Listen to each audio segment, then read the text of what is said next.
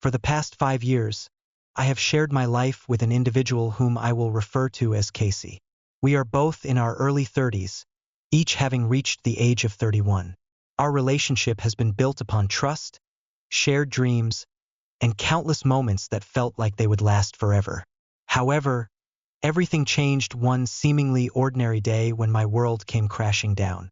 It all began when a mutual friend of ours, someone I consider a confidant and ally in this journey, named Taylor, reached out to see if we could catch up over lunch.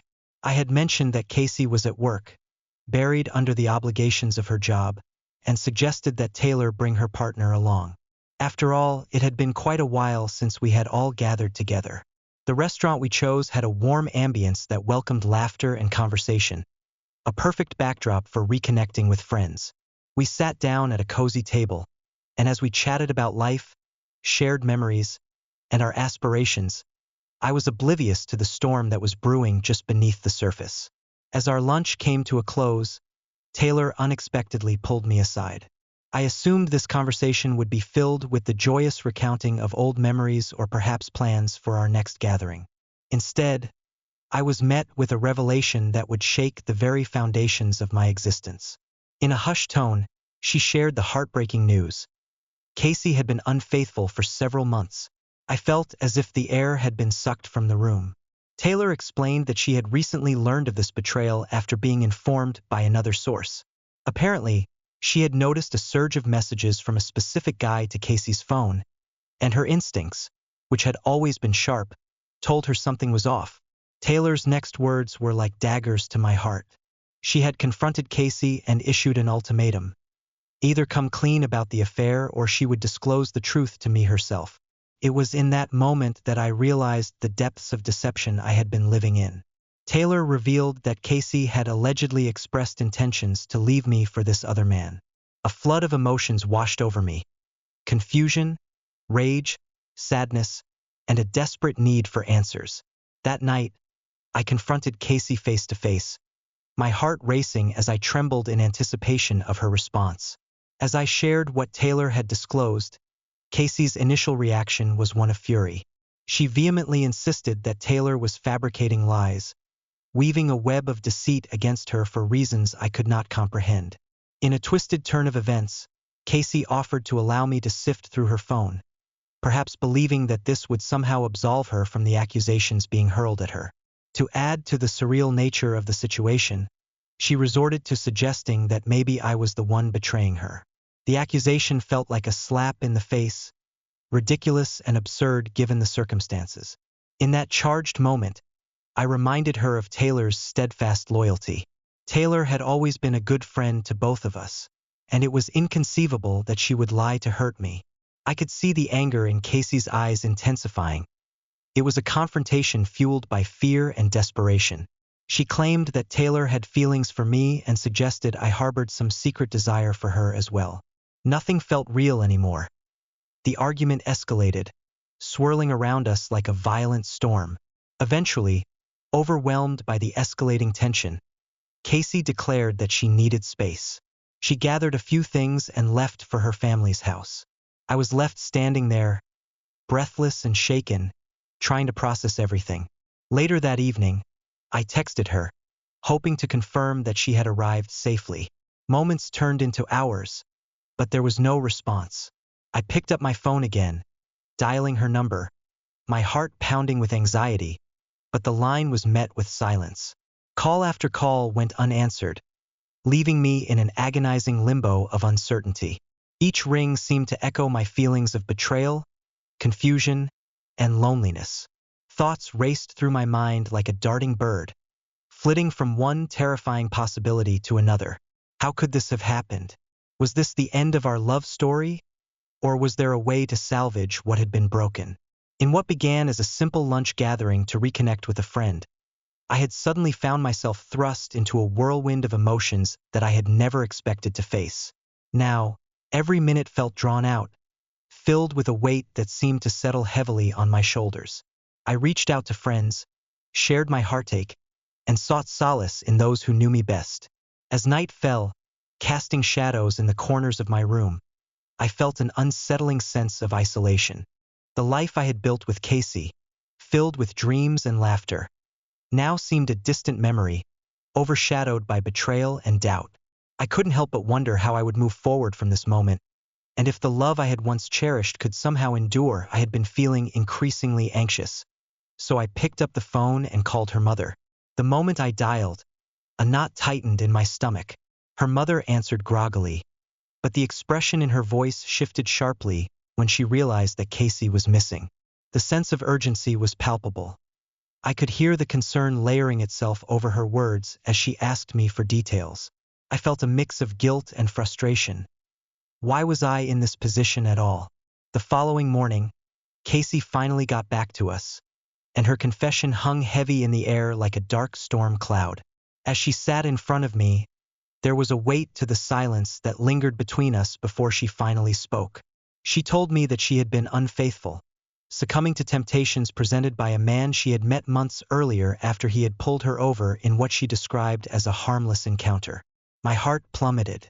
It felt as if an invisible fist had clenched around my chest, squeezing tighter the longer she spoke. Hearing her words filled me with a visceral combination of rage and heartbreak. "You have no idea how much I've been hurt," I spat out, my voice trembling with anger. "We promised each other so much." My feelings boiled over, and I stormed out, needing to cool off, needing to just breathe. I ended up crashing at a friend's place, my thoughts racing uncontrollably. How could she not consider how her choices would affect me? Each moment felt like a betrayal echoing through my mind, and I couldn't shake the images of all the times I had trusted her with my heart. Her attempts to reach out, to say she wanted to put our broken relationship back together, felt insincere. What good were words now? The more she pleaded with me, the less I could see a future where we could heal from the wounds she had inflicted. Trust, that precious foundation upon which we had built our lives, had been shattered. I couldn't help but wonder if this was how things were going to end. The thought was crushing. The background of our lives wove more complexity into this tapestry of emotional turmoil. We had recently pooled our resources and purchased a house together, our dream space, filled with plans and hope for a shared future. Now every room echoed with memories tainted by her deceit. The kitchen where we shared morning coffee, the living room that was meant to be our cozy retreat, all of it felt marred by her betrayal, shrouded in a fog of distrust. In my despair, I began to contemplate our home, the finances, and the implications of our relationship's collapse. I found myself thinking endlessly about the deed we had both signed, wondering if there was some legal recourse or way to extricate myself from this situation. Was it worth fighting for? Could love ever be rekindled in such a hotbed of anger and disappointment? Hours turned into a restless night, the weight on my chest refusing to lift. What was I supposed to do next? Was it even possible to forgive her, to somehow rebuild what we had? These questions spun around in my mind, becoming a chaotic maelstrom that threatened to overwhelm me with each passing moment. As I finally returned home days later, the gravity of the situation hit me anew. The house stood like an indifferent witness to my turmoil, standing silent and stoic, each silence a reminder of everything I had lost. I could see her face, the hurt in her eyes behind her attempts at reconciliation, but it did little to soothe the wounds she had inflicted. I felt trapped between the walls that once felt like a haven and the reality of our fractured relationship. In the time that followed, the reality of my circumstances seeped deeper into my being. Her family was involved, creating a different layer of complexity in an already painful situation. Their concern brought her to confront her actions, yet all it felt like was the pressure of being caught. I resented that her honesty was forced, the fabric of her remorse woven only through the interference of others rather than from genuine contrition. I found myself revisiting my own worth as I reflected on the values I had lived by. Why did I allow her to hurt me so deeply? I ached for clarity amid the chaos of emotions and problems that lay before us. I needed answers, but more importantly, I needed to reclaim myself. As much as I wanted to find a way back to what we once shared, I understood that it would require more than just apologies. Eventually, I decided to seek advice from friends and emotional confidants. They suggested counseling both individually and as a couple, and although part of me considered it, Another part felt that it might be futile.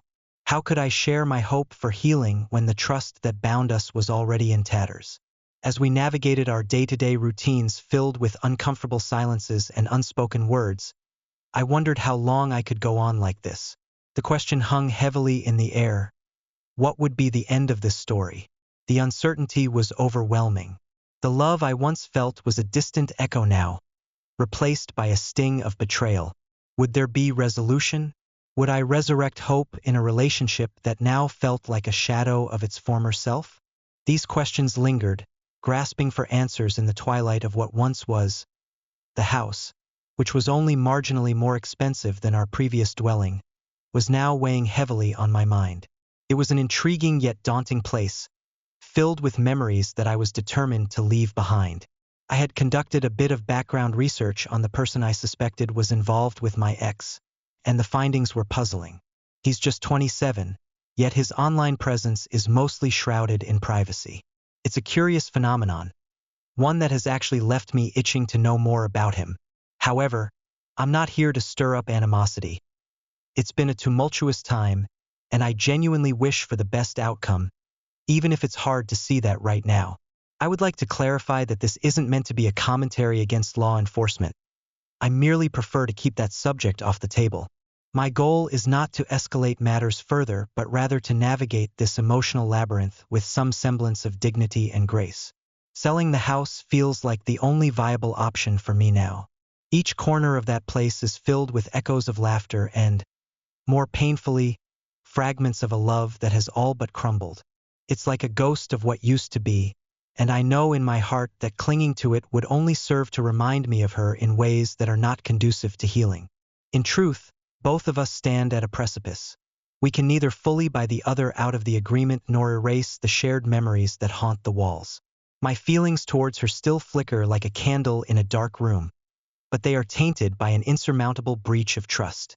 I can't seem to envisage a way forward that would allow us to revive what was lost. So, I ask that anyone reading this avoids uttering words of malice directed at Casey. She has faltered, yes, but I firmly believe that everyone has the right to seek forgiveness, and no one deserves to be cast into the shadows of abuse or scorn. As for that other person in the picture, I've come to the conclusion that taking any sort of action would only complicate an already tangled web of emotions and realities. Instead of fanning the flames of this situation, I'd much rather choose a path of peace, however elusive it may seem. The supportive comments from those who have reached out have been a balm to my wounded spirit. Pouring my thoughts onto the page has acted as a form of therapy, enabling me to untangle the chaotic threads of my feelings. I appreciate each one of you who has taken the time to understand my plight. Your empathy has been invaluable. Sharing this experience, though painful, has opened up a dialogue that I needed, and I thank you for joining me in this chapter of my life, however fraught with tension and heartache it may be. As I prepare to place the house on the market, I envision every space that holds echoes of laughter, joy, and warmth being exchanged for something entirely new. I want to think of a new beginning on the horizon, one that isn't overshadowed by the past. Perhaps a young couple excited about the future will move in, filling the rooms with their dreams and aspirations, letting light in where shadows have long lingered. I hope they find a way to build their own memories, devoid of the heaviness that currently suffocates that once sunny abode. It truly is a painful yet necessary step, akin to cutting a bond that has become frayed and tattered. Though deep down a flicker of love may remain, it feels more like a distant memory than a thriving connection. It's unsettling to witness something once vibrant fade into mere remnants. But life moves forward, does it not? It's as if the universe nudges us along its chaotic pathways, often shoving us out of our comfort zones when we least expect it. And so, as I embark on this journey to sell the house, I carry with me the lessons I've learned, the resilience I've garnered, and a cautious optimism for what lies ahead. In those quiet moments, when the turbulence inside my heart quiets, I find myself reminiscing about the good times seasoned with the bittersweet taste of what could have been. But now I'm learning not to dwell. I gather my strength each day and remind myself that future joy awaits, even if it's currently shrouded in uncertainty. In conversations with friends and family, I've begun to notice the gradual shift in my perspective. They reinforce the idea that every ending may indeed herald a new beginning, urging me to step outside my comfort zone. I ponder what hobbies might make me feel alive again, perhaps picking up painting again or traveling somewhere I've always dreamed of going. The very thought of living unencumbered has begun to ignite a flicker of hope within me. Life, as unpredictable as it can be, continues to spin forward. Even now, as I navigate this rocky road, I find small moments of clarity. There's a budding realization that, bit by bit, I am reclaiming my narrative, rewriting both past and future. The chapters ahead await my pen. Each step I take will add a new line to my story. I choose to believe in the power of healing, even when it feels elusive. So, as I prepare to part ways with the life I once knew, I hold onto the threads of hope, envisioning days where laughter once again warms my heart and joy dances at my doorstep. Gratitude fills me for the supportive words shared along this journey. They remind me that I am not alone, and that belief in brighter days is very much possible. Thank you for walking this path with me, as I close one chapter and turn the page to write another, one guided by hope, courage, and the promise of new beginnings. If my story resonated with you, please like, share, and subscribe for more. I'd love to hear your advice on the steps I should take. Keep in touch for future stories.